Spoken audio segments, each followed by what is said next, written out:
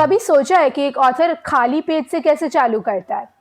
Today, Nandita ma'am shares her writing process and some unexpected advice for new writers. And she also shared a hint about her new book. Curious to know how her book is not just for kids but for all ages? And what does she mean by saying the book chooses you? Tune in to find out more about these surprises and insights. In my school, we have just started, so our English SME, she gave us a project, it's a long-term goal, to write a book by the end of the year. So, like, we only had one session with her, and it was how to start writing a book. So, we had five ways you can start writing a book. There's dialogue, there's description, and all of that. So, I'm really excited to start writing a book now. So, what was your process? And do you have any advice for writers? Well, this is my debut book, so I really there's no advice that I can give, but I can share that my style is probably what is roughly descriptive. It's not, when you mentioned two styles that your teachers told you. You can start off with a dialogue, or you can start with descriptive. It tends to be descriptive, I think, in my case. I think it's also fact based. There's one more thing. It starts with a fact. It has a lot of facts in it. What does? The book. Okay, nice. Yeah. I wanted it to be, a bit. I didn't want it to be just A story. funny, or just pure fiction, or just something to entertain for the sake of entertaining.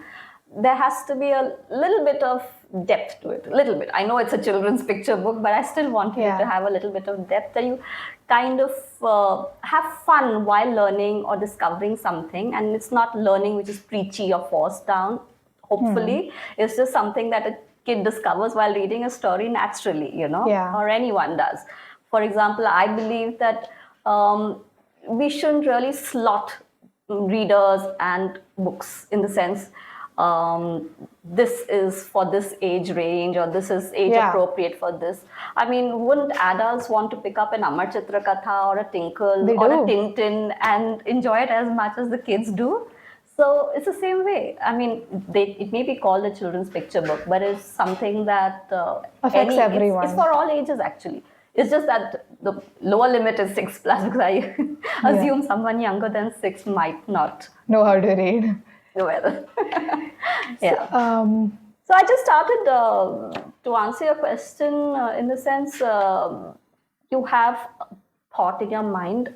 I think the first thing is to just put pen to paper and start writing, and it'll just flow from there. And after that, there are, n number of iterations you will do. And first off, don't think of editing.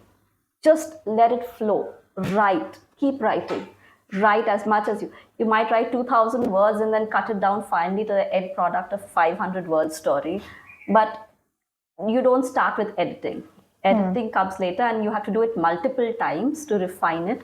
This may not be the best edited draft, obviously, but you start with just writing. I mean, you have to have something, you have to know what you want to write about, of course. There has to be some thought, and that you need to kind of, whatever is your interest area, whatever you want to write about, an incident, or that you can turn into pure fiction, or it can write about non-fiction of someone who inspired you, who actually exists.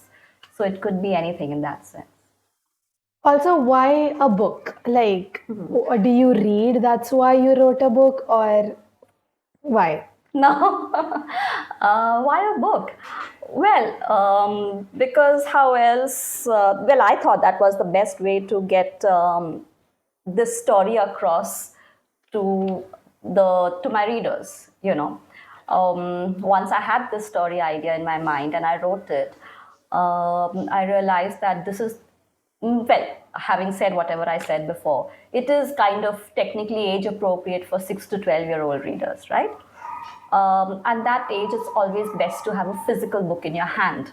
If I had printed it and published it as an article in some magazine, it may or may not have had it, and I don't know. So I just decided to go out and turn it into a book, because I was very keen for it to kind of reach readers and for me to know what they think of it. So my interest lies in seeing how that story is received by readers. So that's what is interesting for me. So if you've read it, I would love to know what was your reaction. What did you think of it? What was your first reaction? What was your later reaction when you thought about it a little bit more? Did it interest you? Did you like it? What part did you like? Did you like the pictures? Did you like the illustrations? Or did you write some part of the character? So I think as an author, that's what is really satisfying. Yeah. Because actually writing it and producing it is a very lonely process, right? It's a solitary process. It's all the interaction happens only once you have it there and it's in the hands of your readers, they get it. That's when action starts happening. So, do you have any favorite moments when you connect with your readers? So this book is available online on Amazon, on a couple of e-commerce platforms, Amazon, Flipkart, as well as on the publisher's site. It has been picked up by lots of people within the country as well as some in the US and UK as well, because it's available internationally too. So that's when people sent me, the reactions of kids, their children who read it, etc. And I got one which says that my 10-year-old was fascinated because his guess was proved incorrect. Okay. So it's reading those kind of reactions which makes it worthwhile, and stuff like that. So that's just one instance. Or someone else who said, I was thrilled because my 6-year-old not only enjoyed the book, she was able to read some parts of it on her own. So I feel that's what brings the biggest smiles to our faces, to know that that's how it's been received. So. Do you have any upcoming projects or books that you're working on?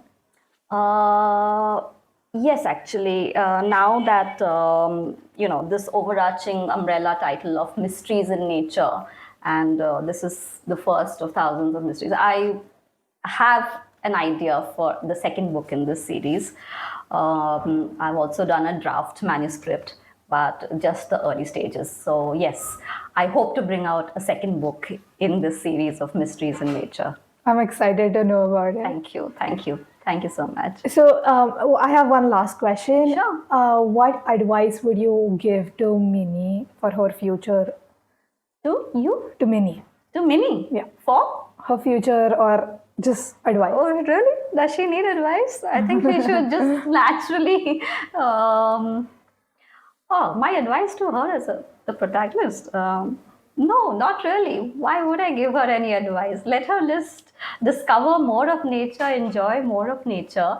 And I'm sure that there'll be lots of simple, complex, surprising, fascinating facets of nature that she would enjoy.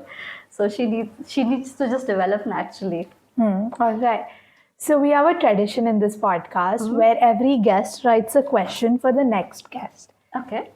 And it's from Geeta, auntie, and she's asking biggest challenges faced while picking helping reading habits. Picking a book, basically.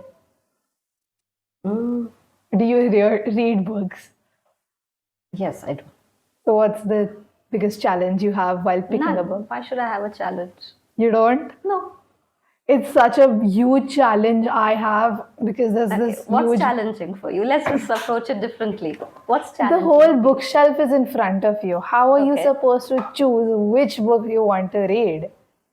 I'm sure you would be drawn to something on that shelf which interests you more than the others on the shelf. That's how you pick it up. That's not as easy for me. Really? Yeah. Why? And I know a lot of people who struggle to decide on a book. They waste like half an hour staring at the bookshelf. That's not wasting. That's spending time pondering about whether you really, that book is the one that you want to read at that point of time. They say that you don't choose a book chooses you. You know that? Yeah. You heard that before? So, yeah.